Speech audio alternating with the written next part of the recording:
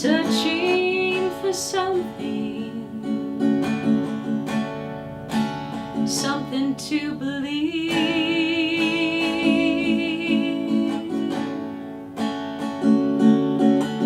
I've been coming byways, soaring on the breeze to find the meaning of living free.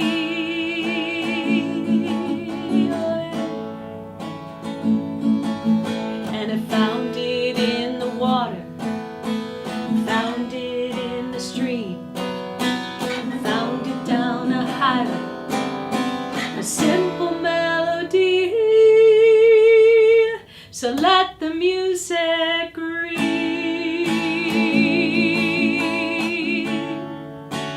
let the music ring, oh yeah, let the music ring.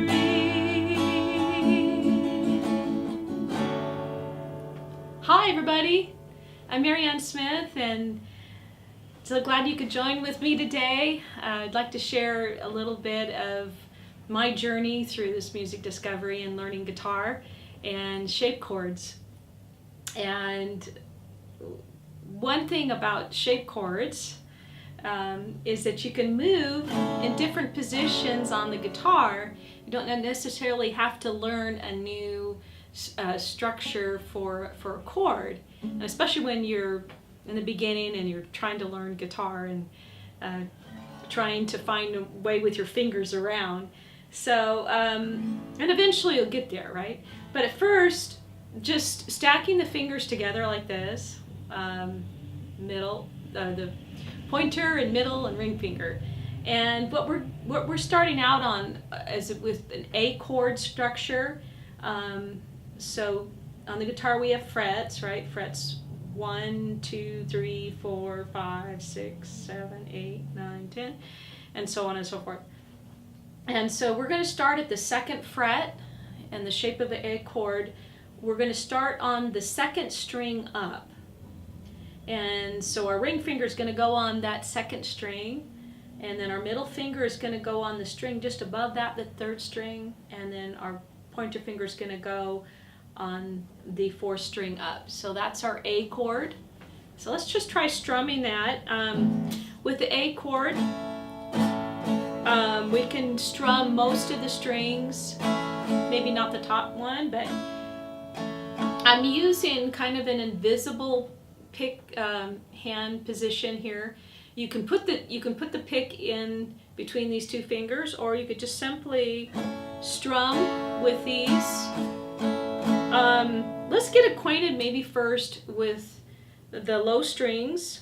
Maybe strum just the low strings and then the middle strings here, and then the higher strings. You hear the sounds to kind of get acquainted with it. So as you're playing these chords, shape chords, you might sometimes just play just more of the higher sounds, or you might add a little bit more of the middle tone or a little bit of the low, maybe not always. So that gives you a little artist creativity too, to be able to kind of hear the full sound or the higher sounds or low sounds.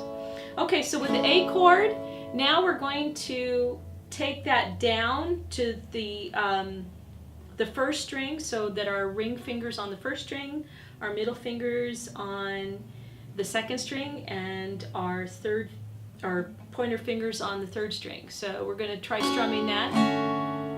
This makes a really delightful D7 sound, and it sounds really pretty with the higher tones like this.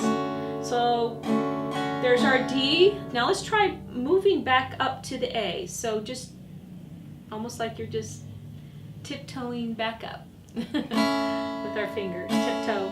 Always like to use the fingertips too, because if your fingers are too flat against the strings, it makes more of a muddied sound. So the more you're like tiptoes. So here we go. So that's A, going back down to the D. Let's just practice going back up and down, up and down. You can even practice this without strumming. You can practice going up and down to kind of get the feel of it. You can actually almost get a little sound by just hitting the keys. But this way gives you a little bit of freedom of moving back and up and down between those strings. Okay, so you can practice that, the A, once again the A and the D. And for the chorus part, I go to an E sus chord, and that begins at the third string up. So our ring finger is going to go the third string up on that second fret, and then the fourth string and the fifth string. So that's our E sus chord. Isn't that beautiful?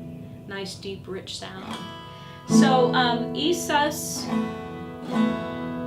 and I don't just stop there on the chorus. We've got that E sus chord. We can move it sideways now, so we can bring it up the fret, and we're gonna, remember I said first fret, we're on the second fret right now. We're gonna go up to the fourth fret, and you can also use your little dots on your guitar. A lot of times you'll have the dot on the third fret, and the fifth and the seventh and the ninth.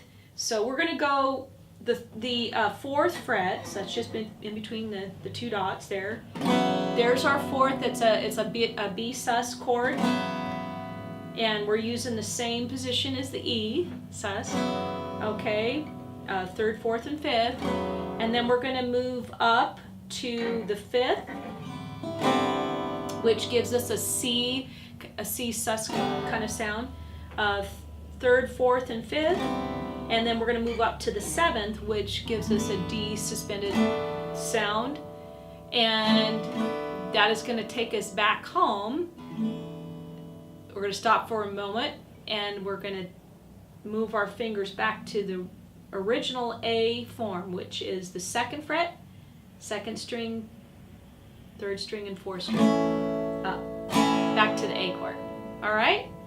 So once again, we have A to the D for a verse, and we're kind of going back and forth.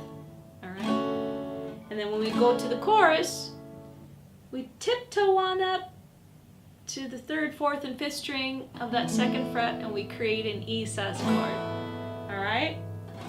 And then we move on up the fretboard to the fourth fret, which is just in the middle of those two dots.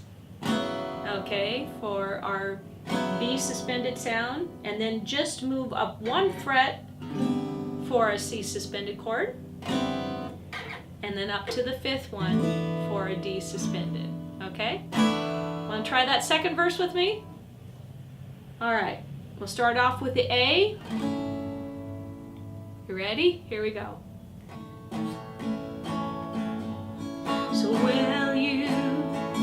won't you come on with me, D, back to A, on this discovery, to find the meaning, back to the D, the reason to believe. Okay, we're going to move tiptoe back up to the E. And when we find it in the simple things, move it up to the fourth fret, and in complexity, yeah.